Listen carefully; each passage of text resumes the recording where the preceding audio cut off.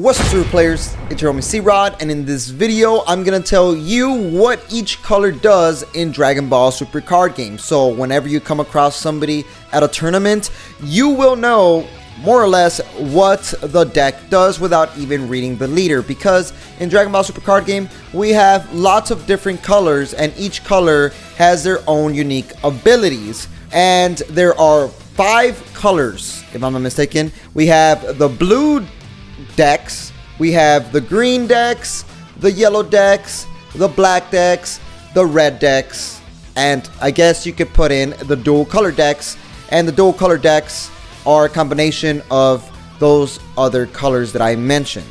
So I'm gonna start it off with the blue decks, and I'll keep moving forward and explain the rest of the decks, what they do more or less. So let's get started. So starting off with the blue decks. So for the blue decks, if you come across a person that's playing blue, or if you want to play blue, just know that blue has a lot to do with manipulating your energy.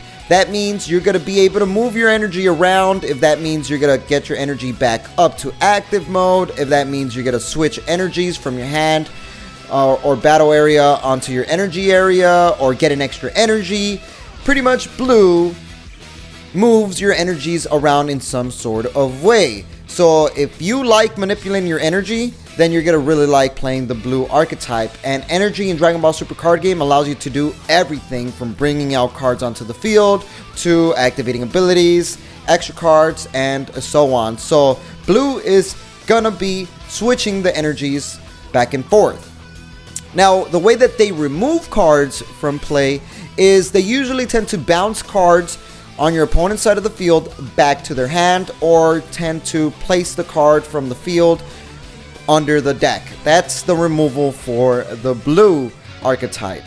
And blue more or less runs more of a control type vibe. So if you're a player that likes to control the tempo of the battles, then you definitely want to check out the blue archetype.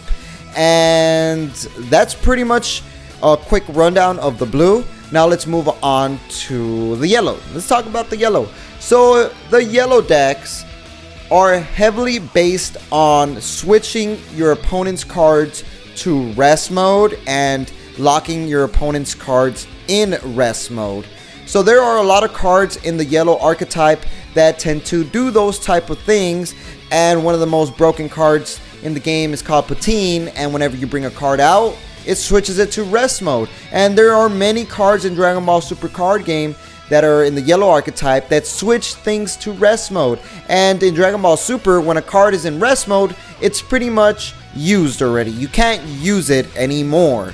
And that's more or less what yellow does. It just switches a lot of things to rest mode. And the removal for the yellow, like the way you get to remove cards from your opponent's side of the field with the yellow archetype, is they usually tend to KO things that are specifically just in rest mode. So that makes perfect sense, since your yellow cards tend to switch things to rest mode. You have other yellow cards that KO things in rest mode.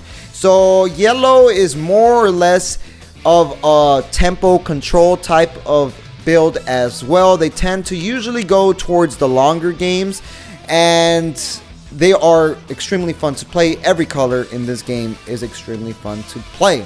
So that is what the yellow does. It just switches things to rest mode and KOs things to rest mode.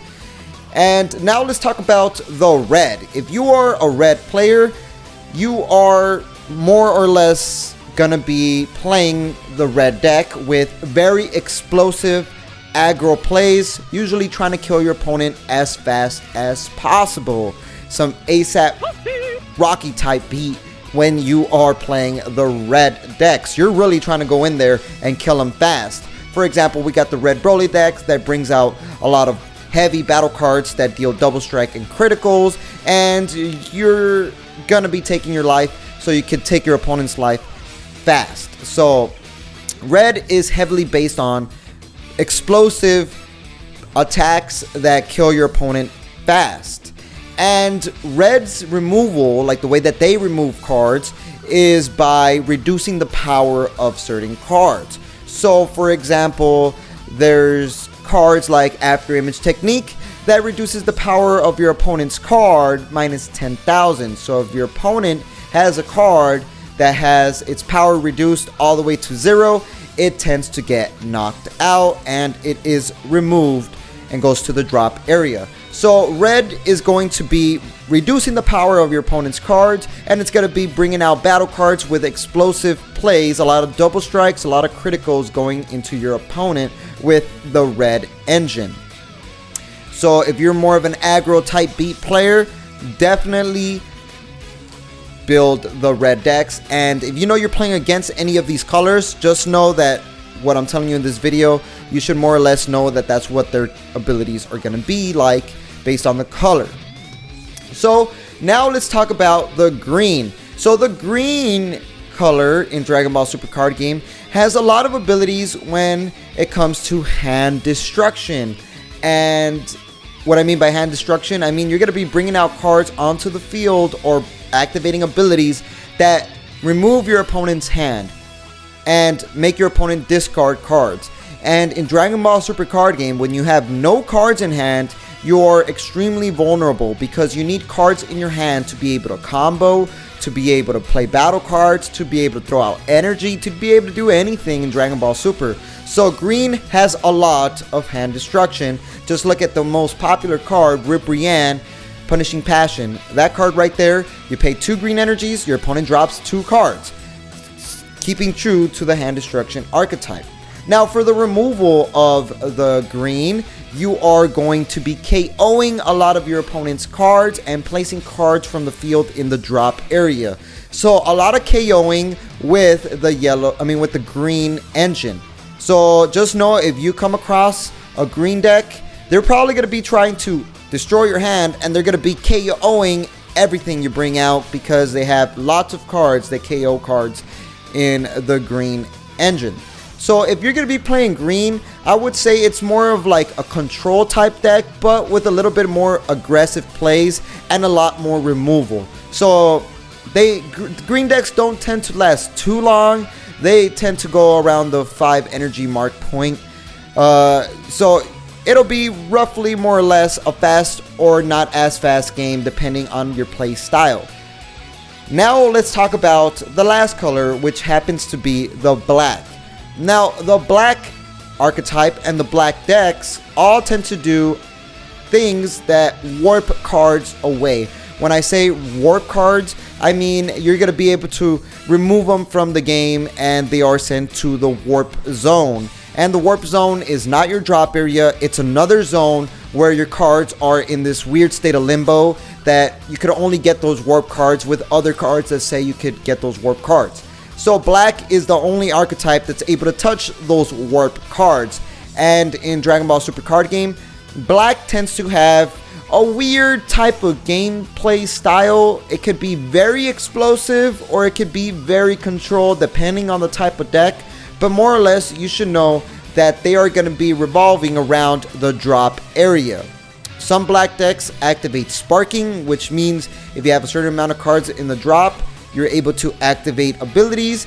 And with a lot of black decks, you're going to be able to pretty much put a lot of cards in your drop area and be able to warp them to bring out heavy battle cards onto the field that are extremely powerful, but they only stay for that turn when you activate the Overwhelm ability. So if you're going to be playing a black deck or playing against a black deck, just know that they're going to be pretty much sending a lot of cards to the warp zone and to the drops zone, and they're going to be bringing out heavy battle cards onto the field based on what is in their drop or in their warp.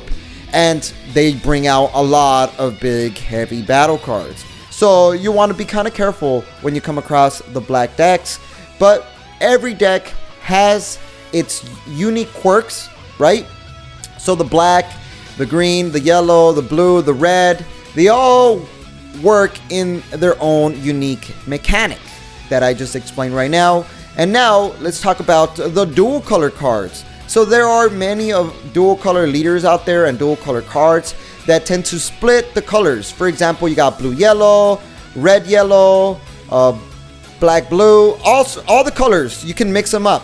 And what the dual colors do is pretty much they borrow 50-50 from the colors. So for example, I just said that the green decks tend to KO a lot or discard, and the blue decks tend to manipulate your energy. If you combine both of them, more or less, you're going to be getting some sort of discarding ability with the green and some energy manipulation with the blue, and vice versa depending on the colors you mix. For example, you get some red and you get some yellow. Combine them, you're probably going to be reducing the power of something or switching something to rest mode.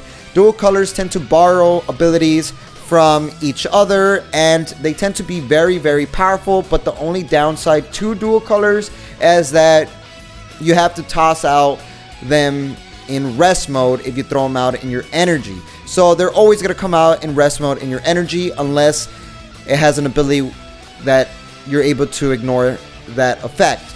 But for the most part, dual colors are borrowing abilities from each other's, and they're combined into one awesome, crazy ability. But they tend to cost a lot more energy to bring out.